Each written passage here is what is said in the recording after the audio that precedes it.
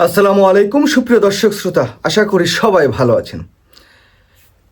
ঢাকায় প্রধান উপদেষ্টার কার্যালয় যমুনার সামনে আজকে সারাদিন ব্যাপী যে তুলকালাম এবং যে রণক্ষেত্রে পরিণত হয়েছে, এটা নিয়ে নির্বাচন আদৌ হবে কিনা বা নির্বাচন বানচালের নতুন কোনো ষড়যন্ত্র হচ্ছে কিনা সেই বিষয়টিও কিন্তু এখন সামনে আসার কারণ দেখুন, যদি একেবারে সুস্পষ্টভাবে বলি, নির্বাচনের আর মাত্র বাকি 5 দিন 14 ঘন্টা। এই সময়টির মধ্যে যেই সময় পুরো বাংলাদেশ নির্বাচনে দাবিত হওয়ার কথা, এখন সব কিছু নির্বাচন কেন্দ্রিকই হওয়ার কথা, কিন্তু এই সময়ে হঠাৎ করে প্রধান উপদেষ্টার কার্যালয়ে ঘেরাও কর্মসূচি দিয়ে এখানে একটা রণক্ষেত্র পরিণত করে আসলে প্রকৃতপক্ষে নির্বাচনের বানচালের যে ষড়যন্ত্র তত্ত্ব অনেকেই আগে বেশ অনেক দিন থেকেই সামনে আনার চেষ্টা করছেন, সেটারই কোনো অংশবিশেষ কিনা সেটাও দেখার বিষয়। দেখুন, ইনকলাব মঞ্চের মুখপাত্র সৈয়দ আব্দুল হাদী আমাদের অত্যন্ত প্রিয় মানুষ ছিলেন, তাকে আমরা অনেকেই পছন্দ করতাম। তার জন্য আমরা ক্রাউড ফান্ডিংও করার চিন্তা ভাবনা করেছিলাম, তার নির্বাচনে আমরা টাকা পয়সা দিব, এরকম একটি অবস্থা। তো তার জনপ্রিয়তা অনেক ছিল, তাকে হত্যা করা হলো। সেই হত্যার বিচারের দাবিতে ঠিক নির্বাচনের 5 দিন 14 ঘন্টা বাকি থাকার এই সময়টিতে এরকম একটি কর্মকাণ্ড করে, যেই জায়গায় বাংলাদেশের গণতন্ত্র উত্তরণের জন্য বা নির্বাচনটা বাংলাদেশের রাজনৈতিক দল চাচ্ছে, আন্তর্জাতিক অঙ্গন চাচ্ছে, সবাই চাচ্ছে, এই জায়গাতে দাঁড়িয়ে এরকম একটি অবস্থার সৃষ্টি করাটার মধ্য দিয়ে এখন দুই ধরনের ষড়যন্ত্র তত্ত্ব কিন্তু সামনে আসছে। এক জায়গায় ষড়যন্ত্র সামনে আসছে, এটা কি দেশি বিদেশি বা আন্তর্জাতিক যে ষড়যন্ত্রকারীরা নির্বাচন বানচালের ষড়যন্ত্রে যে লিপ্ত, সে তারই অংশবিশেষ কিনা? আবার অন্যদিকে আরেকটি প্রশ্ন আসছে যে এই যে অন্তর্বর্তীকালীন সরকার বা ডক্টর মোহাম্মদ ইউনূসের নেতৃত্বে যে সরকার, বা এই সরকারের ভিতরে যারা উচ্চবিলাসী, যারা চাচ্ছেন যে এই নির্বাচনটি যাতে না হয়, তাহলে তারা হয়তো আরও কিছুদিন রাষ্ট্র ক্ষমতায় থাকতে পারবেন, তারই অংশবিশেষ কিনা সেটাও এখন দেখার বিষয়। দেখুন, এই যে জুলাই আগস্ট যে সংগ্রামটি হয়েছে বা যে বিপ্লবটি হয়েছে, এই বিপ্লবের অন্যতম একজন সহযোদ্ধা আবদুল্লাহ আল জুবায়ের, তিনি আহত হয়েছেন। অনেক পত্রিকায় বলছেন যে তিনি আজকের এই আন্দোলনে নাকি বা যেই রণক্ষেত্র হয়েছে সেই জায়গায় তিনি গুলিবিদ্ধ হয়েছেন, প্রায় 100-150-র মতো ব্যাপক আহত হয়েছেন। পুলিশের পক্ষ থেকে টিয়ার সেল, রাবার বুলেট, কাঁদানি গ্যাস নিক্ষেপ, নানা কর্মসূচি হয়েছে। এখন তারা আবার শাহবাগ চত্বরে গিয়ে শাহবাগ ব্লকেট কর্মসূচি পালন করছেন। দেখুন, এই মুহূর্তে দাঁড়িয়ে এরকম কর্মকাণ্ড কোনোভাবেই কিন্তু মেনে নেওয়া যায় না, এবং এটা এখন বাংলাদেশের জন্য কিন্তু এটা কোনোভাবেই গ্রহণযোগ্য নয়। এরই মাঝে আবার দেখেন যে পে স্কেল বাস্তবায়নের দাবিতে যমুনা অভিমুখে আন্দোলনকারীরা পুলিশের টিয়ার সেল, সাউন্ড গ্রেনেড নিক্ষেপ। এখন নির্বাচনের আর মাত্র 5 দিন 14 ঘন্টা বাকি, তারপরে যেই সরকারটি রাষ্ট্র ক্ষমতায় আসবেন তাদের কাছে আপনারা সেই দাবি দাবাগুলো নিয়ে যান।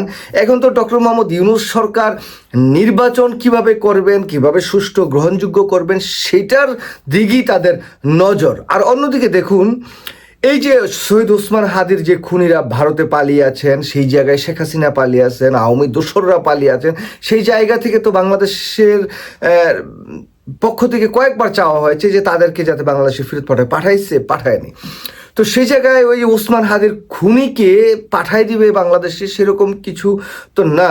তবে এখানে অনেকে বলেন যে এই হত্যাকাণ্ডের সাথে কোনো একটা রাজনৈতিক দলের কোনো এক বড় নেতা সরাসরি সম্পৃক্ততা থাকার কারণে এই ওসমান হাদির যে হত্যার রায় বা যে বিচার বা পুলিশের পক্ষ থেকে যে প্রতিবেদন দাখিল করা, সেগুলো বারবার পিছিয়ে যাচ্ছে, 5 বার পিছিয়ে যাচ্ছে। অনেকে সাগর রুনির যে হত্যাকাণ্ড সেটার মতো চিন্তাভাবনা করছেন, যদিও সাগর রুনির হত্যাকাণ্ডের শেষমেশ শেখ হাসিনা পালিয়ে যাওয়ার পর অনেক তথ্য সামনে আসছে। হয়তোবা কোনো একদিন শহীদ ওসমান হাদির এই হত্যাকারীদের নামও সামনে আসবে বা কোনো একদিন বিচারও হবে, কিন্তু হয়তো বা সাগরুনের মতো 100-150 বার খালি পিছাবেই তাদের যেই বিচারিক প্রক্রিয়া। তো যাই হোক, সেই বিষয়টি এখন মুখ্য নয়। মুখ্য হচ্ছে যে নির্বাচন এত সামনে, এই সময়ে সরকারের অনেক কাজকর্ম আছে, পুলিশ বাহিনীর অনেক কাজকর্ম আছে, যৌথ বাহিনী মাঠে আছে, রাজপথে আছে। এই সময় যদি এই প্রধান উপদেষ্টার বাসভবনকে 144 দ্বারা জারি করতে হয়, এখানে যদি সাউন্ড গ্রেনেড, টিয়ার সেল নিক্ষেপ করতে হয়, এরকম একটি ঘটনা ঘটিয়ে আসলে এই যে আন্দোলনকারীরা কি বুঝাতে চাচ্ছেন, বা এই যে জুলাই বা ইনকলাব মঞ্চের যারা এটা করছেন, আমরা সবাই চাই শহীদ ওসমান হাদির বিচারটা হোক, সেটা হওয়া দরকার বাংলাদেশে। কিন্তু সরকারের যদি এই অন্তর্বর্তীকালীন সরকারের যদি কোনো ব্যর্থতা থাকে বা তাদের যদি কোনো অনিচ্ছা থাকে, তাহলে নতুন কোনো রাজনৈতিক দল যদি ক্ষমতা আসে, তাদের কাছে আমরা এই সমস্ত দাবিগুলো অবশ্য জানাতে পারি। এখন এই আন্দোলন করে আমি যেটা মনে করছি যে দুটি ষড়যন্ত্র যেহেতু আছে, ভারতে বসে থাকা শেখ হাসিনা এবং তার দল কিন্তু বাংলাদেশ যে নির্বাচনটি হতে যাচ্ছে সেই নির্বাচনটি বয়কট করার ডাক দিয়েছেন। সেই জায়গায় তারা কিন্তু না ভোট তো নাই, এর সাথে নির্বাচনে যাতে তাদের নেতাকর্মীরা না যায় এবং দেশের মানুষ যাতে নির্বাচন প্রত্যাখ্যান করে, এরকম একটি অবস্থা দাঁড়িয়েছে। সেই জায়গায় ভারতীয় গোয়েন্দা সংস্থাদের বা ভারতীয় সরকার যারা আছেন তাদের ষড়যন্ত্র আছে, তার সাথে সাথে অন্য আরও এক ষড়যন্ত্র থাকতে পারে। তো সেই জায়গায় যদি এখন আবার এই অন্তর্বর্তীকালীন সরকার ডক্টর মোহাম্মদ ইউনূসের নেতৃত্বাধীন যেই সরকারটি আছে, এই সরকারের ভিতরে যারা উচ্চবিলাসী, যারা নির্বাচনটি চায় না, তারাও যদি এটার মধ্যে করে এই জুলাই আন্দোলনে যারা সম্পৃক্ত ছিলেন এবং ইনকলাব মঞ্চের যারা আছেন তাদেরকে যদি বলে যে হ্যাঁ তোমরা এরকম একটা আন্দোলন করো, ব্যাপক জ্বালাও পোড়াও করো, মানুষ কিছু মারা গেল 2, 4, 5, 10 জন, তাতে কোনো সমস্যা নাই, আমরা রাষ্ট্র ক্ষমতায় টিকে থাকবো, বা এরকম একটা ঘটনার মধ্য দিয়ে যদি নির্বাচনটা বন্ডুল করতে চায়, দেখুন নির্বাচনটা যদি এই মুহূর্তে এসে যদি নির্বাচনটা বন্ডুল হয়, তাহলে কিন্তু বাংলাদেশের অনেক বড় ক্ষতি হয়ে যাবে। এটা আসুক জামাত ইসলাম রাষ্ট্র ক্ষমতায়, আসুক বিএনপি রাষ্ট্র ক্ষমতায়, doesn't matter, no matter what, এই নির্বাচনটা কিন্তু হতে হবে। এই নির্বাচনটা যদি না হয়, সেই ক্ষেত্রে বাংলাদেশটা মানে আবার কোন একটা অন্ধকার গহ্বরে হারিয়ে যাবে, বা কি হবে সেটা আমি জানি না।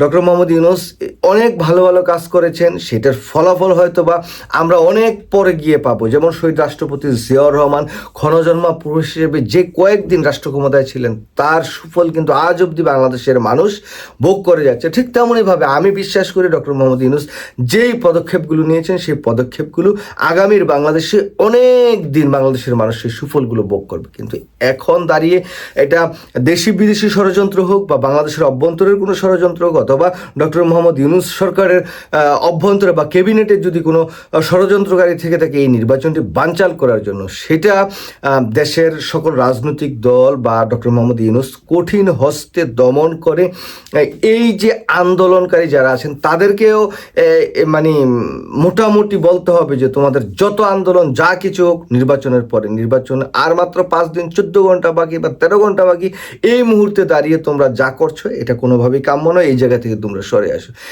দেখুন এই যে শহীদ আব্দুল হাদির ভাইকে কিন্তু লন্ডনে অ্যাম্বাসাডার মানে একটা ভালো দায়িত্ব দিয়ে তাকে সেই জায়গায় পাঠিয়েছেন এবং তার ওয়াইফকে ফ্ল্যাট দিয়েছেন, এগুলো আসলে কোনো কিছুই না।